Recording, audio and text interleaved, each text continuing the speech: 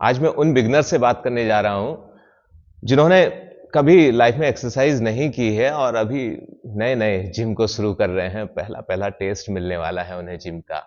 तो जब वो जिम जाते हैं तो क्या होता है कि यार जिम में जाकर के वेट उठा लेते हैं, वेट उठाते हैं, एक्सरसाइज करते हैं और फिर जब घर लौटते हैं तो देखते हैं अगले दिन इतना मसल सोरनेस हो गई है, मसल में इतना दर्द हो रहा है कि लग रहा है कि कैसे यार वो एक्सरसाइज कर पाएंगे। कभी कभी तो हिम्मत सी टूट जाती है और कई सारे तो ऐसे भी होंगे हमारे जो हिम्मत टूटने पर जिम जाना ही फिर छोड़ देते होंगे 2-4 दिन बाद।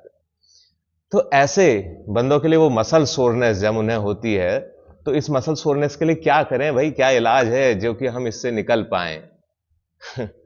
हालांकि जब भी आप जिम जाते होगे तो आपसे लोग ऐसा कहते हुए मिलते होंगे कि नो गेन विदाउट पेन या नो पेन नो गेन। हाँ, फिर भी हमें जो है एक बैलेंस वे में बात करनी होगी। हम समझेंगे और इससे जूझने के तरीके को भी जानेंगे कि कैसे हम इस मसल सोरनेस से निकलेंगे और अपनी फिटनेस की जर्नी को कंटिन्यू करेंगे और अपने लक्ष्य तक पहुंचा पाएंगे। तो गाइस, जब हम वर्कआउट करते हैं शुरू में, क्योंकि जो मसल सोरनेस होती है वो किस लिए होती है ये हमें जानना होगा। जब भी हमने कभी भी जैसे एक्सरसाइज नहीं की या फिर वो मसल हमारी उस तरीके से कभी इंगेज नहीं हुई और हमने एकदम से जाकर के एक्सरसाइज की, तो क्या होता है कि मान लिया सपोज आपको मैं ये एक्सरसाइज करके दिखाता हूं कि डंबल कर्ल हम कर रहे हैं। अब ये हमने डंबल कर्ल किया तो जो हमारी बाइसेप्स की मसल है ये इसमें इंगेज हो रही है। और हमने इससे पहले जब हम घर पर थे, कुछ भी नहीं करते थे, तो इस प्रकार से हम कोई मूवमेंट करते नहीं थे। हमने अब पर्पसफुली उसको वेट दे करके, वेट के साथ हम रेजिस्टेंस ट्रेनिंग या स्ट्रेंथ ट्रेनिंग कर रहे हैं। अब जब हम ऐसा करते हैं तो ये मसल जिसने अभी तक उतना लोड नहीं लिया था और उसके लिए ये नई भी थी और टफ भी थी, मतलब कोई हार्ड डिफिकल्ट एक्सरसाइज कर रहे हैं, तो उस समय इस मसल के अंदर माइक्रो टीयर्स होते हैं। जो मसल टिश्यू है उसमें माइक्रो टीयर्स होते हैं, मतलब छोटी छोटी टूट फूट होती है। अब वो टूट फूट की रिकवरी की जरूरत होती है। तो जब वो रिकवर कर रही होती है तो उस समय मसल सोरनेस होती है। जो हमें पेन होता है वो उसका रिकवरी का टाइम है, हमको ये समझना होगा।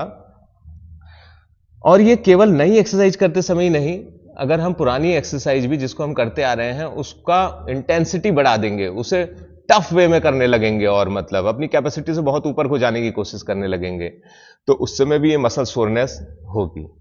तो ये इन दोनों तरीकों से मसल सोरनेस होगी। अब हम जैसे कि नए हैं, जो पुराने बंदे हैं उनको तो मसल सोरनेस थोड़ा कम भी होती है, फिर उन्हें उनकी मसल यूज टू होती है, तो जब वो टफनेस बढ़ाते हैं तो तब उन्हें होती है और वे आदी भी उसके हो चुके होते हैं तो आराम से उसको एफर्ट कर लेते हैं, आराम से झेल लेते हैं। तो नए बंदे हमारे क्या करेंगे कि जब वे वर्कआउट करने गए तो सबसे पहले तो उन्हें ध्यान रखना है कि यार जो भी हम वेट ट्रेनिंग कर रहे हैं, देखिए पहला पहला दिन होगा, बड़ा आप सेलिब्रिटीज को या फिर अच्छे जिम गोवर्स को देखते होंगे, अच्छी बॉडी बनाए हुए बंदे को देखते होंगे कि यार ऐसे ऐसे वेट उठा रहा है, तो हम भी उस इच्छा के साथ जिम के अंदर होते हैं और सोचते हैं कि यार हम भी ऐसे ही बड़ा बड़ा वेट उठाएंगे और तगड़ी तगड़ी बॉडी बना लेंगे। लेकिन उस समय उस जोश को होश के अंदर रखना है। हमने अपनी कैपेसिटी के हिसाब से, कैपेसिटी की भी जब बात आती है पता है, हम जब जिम जा रहे होते हैं तो उठा लेते हैं, मतलब 5 किलो 7 किलो का वेट भी हम पहले दिन में जाकर के उठा सकते हैं, लेकिन हमारी मसल उसके लिए यूज टू नहीं है।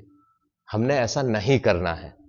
हमने बहुत लाइट वेट 10 से 15 रैप्स लेने हैं, लेकिन बहुत इजी वेट लेकर के। साथ ही जो हमारे सेट्स भी हैं वो भी शुरुआत में हमने अपना लेवल ऑफ फिटनेस देखना है, उसके हिसाब से हम एक एक्सरसाइज के केवल एक सेट को 10 से 15 रैप्स तक ले सकते हैं।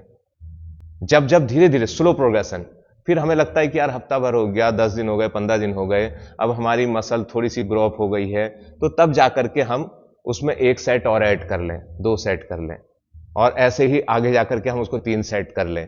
लेकिन शुरुआत में केवल एक सेट लेकर के चलें, क्योंकि भाई जिम में टिके भी तो रहना है ना, और इतनी टूट फूट भी ना हो। टूट फूट अवश्य होगी एक सेट में भी, लेकिन बहुत माइल्ड सी सोरनेस होगी जिसको हम आराम से झेल लेंगे। और एक तरीका उसमें और बताऊंगा, जब हम एक्सरसाइज करते हैं तो क्या होता है कि जो टूट फूट होती है सबसे ज्यादा वो कौन से मूवमेंट में होती है, यह ध्यान रखना होगा। जब हम वेट लिफ्ट कर रहे हैं तो ये जो मूवमेंट था, ये नीचे से ऊपर का ये मूवमेंट कॉन्ट्रैक्शन है, मसल कॉन्ट्रैक्ट कर रही है। और यहीं पर जब हम होल्ड करके रख रहे हैं तो ये आइसोमेट्रिक कॉन्ट्रैक्शन है। अब तीसरा मूवमेंट जो है जब हम इसे रिलीज कर रहे हैं, ये एक्सेंट्रिक कॉन्ट्रैक्शन है। तो इन तीन मूवमेंट में जो सबसे ज्यादा मसल की टूट फूट होती है वो इस ऊपर से नीचे, जब हम मसल को एक्सपैंड कर रहे हैं। ये देखिए, जब भी मसल एक्सपैंड होगी यानी कि लेंथन होगी, लंबी होगी, उस समय उस मूवमेंट में होने वाला ही टूट फूट सबसे ज्यादा होगी। तो इसको हम अपने मूवमेंट में थोड़ा कम कर दें। मतलब अब हम इतने धीरे धीरे ले जाएंगे तो ये मूवमेंट बहुत बड़ा है और इसमें ज्यादा रेजिस्टेंस की जरूरत लग रही है। लेकिन हमने क्या किया, इसमें तो हमने लगाया, इसको हमने जल्दी छोड़ दिया। तो मसल सोरनेस वाले उठाया और नीचे की तरफ हमने थोड़ा जल्दी छोड़ दिया। तो जिनको मसल सोरनेस बहुत ज्यादा है वो इस एक्सेंट्रिक मूवमेंट में वेट को जल्दी छोड़ दें। लेकिन हां, यही मूवमेंट सबसे ज्यादा महत्वपूर्ण भी है मसल बिल्डिंग के लिए। तो इसलिए अभी शुरुआत में तो ऐसा करें जब मसल सोरनेस से बहुत जूझ रहे हैं, लेकिन जब आप कैपेबल हो जाएंगे, जब आपका एंड्योरेंस स्ट्रेंथ बढ़ जाएगी, तो फिर एक्सेंट्रिक कंसंट्रेशन को अपने मूवमेंट में सबसे ज्यादा ख्याल रखें, उसका आराम से करें उसे। तो ये शुरुआत के लिए। साथ ही आप एक्टिव रिकवरी पीरियड दें। मतलब आपने आज वर्कआउट किया और आपको लग रहा है कि कल बहुत मसल सोरनेस है, तो अगले दिन आप फिर से उस वर्कआउट को उस इंटेंसिटी के साथ नहीं करेंगे। अगले दिन आप कोई लाइट कार्डियो वर्कआउट ले लें।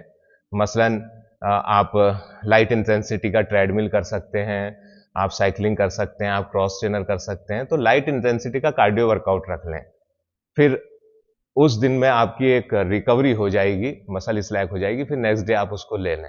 जब भी आपको ऐसा महसूस हो रहा है कि एक आध दिन में आपकी मसल सोरनेस थोड़ी कम हो गई है या खत्म हो गई है, तो तब जाकर के आप नेक्स्ट अपना उसी स्ट्रेंथ ट्रेनिंग का शेड्यूल स्टार्ट कर सकते हैं। साथ ही और भी आपको एक पॉइंट ध्यान रखना होगा कि जब आप जिम गोअर हो गए हैं, वैसे भी हमने अपनी लाइफ में पानी सफिशिएंट पीना चाहिए। और जिम गोअर को तो और भी ख्याल रखना चाहिए कि अपने बॉडी को रिहाइड्रेट रखे whole of the day. Exercise के दौरान भी, एक्सरसाइज से पहले भी प्लेंटी ऑफ वाटर वो पी करके जाए। ये भी आपको मसल सोरनेस को कम रखने में हेल्प करेगा। और खाने में भी आप फ्रूट्स और वेजिटेबल्स पर्याप्त मात्रा में लें, ताकि आपके विटामिन्स, आपको भरपूर मात्रा में मिनरल्स बॉडी को मिल सकें, जो कि आपकी मसल रिकवरी में हेल्प करें। हेल्दी डाइट लें। और एक चीज और, अगर मसल सोरनेस बहुत ज्यादा हो जाती है तो उसमें आइसिंग भी कर सकते हैं, बर्फ की सिकाई कर सकते हैं। मसलन बर्फ को आपने कपड़े में लपेटा और 15 से 20 मिनट तक जो मसल आपकी बहुत सोर हुई है उसमें आप धीरे धीरे करके वहां पर सिकाई कर सकते हैं। इससे आपको पेन रिलीफ मिलेगा जल्दी जल्दी। और ऐसा आप दिन में 3 से 4 बार आप कर सकते हैं। तो मैं समझता हूं कि आप मसल सोरनेस से आप कैसे दूर हो सकते हैं ये तो जान गए हैं, लेकिन भाई हिम्मत नहीं हारनी है, फिटनेस तो लेनी ही है। ऐसा थोड़ी कि वो इतना टफ चीज है कि अंगूर खट्टे हैं यार, कभी हमें मिल ही नहीं पाएंगे। ऐसा नहीं है, कोई भी कर सकता है। बस थोड़ा सा दिमाग से सोचना है, बैलेंस रखना है, जोश और होश में बैलेंस रखना है, हम सब कर सकते हैं। तो इतनी जानकारी को साथ में समझता हूं अब आप जिम तो नहीं छोड़ेंगे और ना ही बहुत ज्यादा मसल सोरनेस से पीड़ित होंगे और अपने फिटनेस के लक्ष्य को प्राप्त कर सकेंगे। आप सभी को ये वीडियो बहुत पसंद आया तो प्लीज जो ऐसे वाला बटन है ना, लाइक जरूर कर दें। और साथ ही जो कमेंट है, आपको बहुत अच्छा लगा तो प्लीज उसमें कमेंट भी करें, ताकि मैं और मोटिवेट हो सकूं। और कमेंट में ऐसा भी जरूर लिखें कि आपको आगे कोई अगर ऐसी क्वेरी है जो आप मुझसे जानना चाहते हैं तो प्लीज मुझे बताएं, मुझे बहुत खुशी होगी। साथ ही चैनल को सब्सक्राइब कर दें और शेयर कर दें अपने ऐसे दोस्तों को जिन्हें इसकी जरूरत है।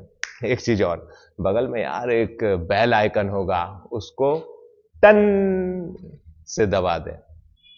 आप सभी को फिटनेस की शुभकामनाएं।